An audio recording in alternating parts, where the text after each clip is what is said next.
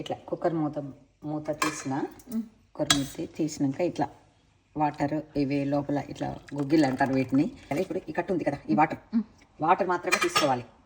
జల్లీలో వేస్తాను. రోట్లో కొంచెం జీలకర్ర వేసిన, ఇంకో 4 వెల్లుల్లిపాయలు వేసిన, కొంచెం పచ్చిమిర్చి దంచేసిన, స్టవ్ వెలిగించేసి ముగ్గు పెట్టి నూనె వేసి, కొంచెం నూనె మంచిగా వేయాలి. అంటే ఎక్కువ మరి తక్కువ వేసినా బాగుండదు పీస్లాగా. కొంచెం నూనె వేడిన తర్వాత ఇంకో జీలకర్ర ఆవాలు, కొంచెం పసుపు, ఎండుమిరపకాయలు, కరివేపాకు, కొత్తిమీర.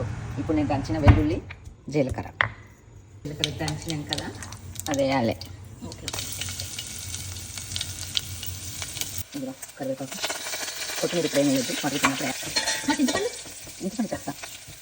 ఇది ఉలవ కట్టు పోసేస్తున్నా. దీంట్లో తక్కువ అంటే చింతపండు రసము చాలా తక్కువ పడుతుంది ఈ ఉలవ కట్టుకి. కొంచెం రెడీగా ముందే తీసుకెట్టుకుంది. ఒక 4 స్పూన్లు అంతా. అమ్మా ఇది బాలింతలకి ఇస్తే ఓకేనా? చింతపండు ఉంది కదా, చింతపండే ఇవ్వాలి. పాత చింతపండు ఇది. ఎప్పుడు కూడా బాలింతలకి, రోగిస్ట్ వాళ్ళకి, ఏదైనా జలుబు చేసిన వాళ్ళకి ఎప్పుడు కూడా నల్ల చింతపండు మాత్రమే వాడాలి. ఉప్పు సరిపోయినంత.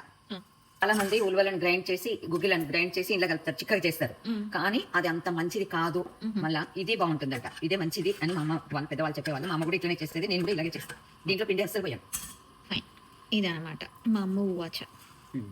లాస్ట్కు అది మరుగుతుంటే వేయాలి. వీడియో కోసం తొందరపడేసేసిన. ఏం కాదు, మరుగుతూనే ఉంది.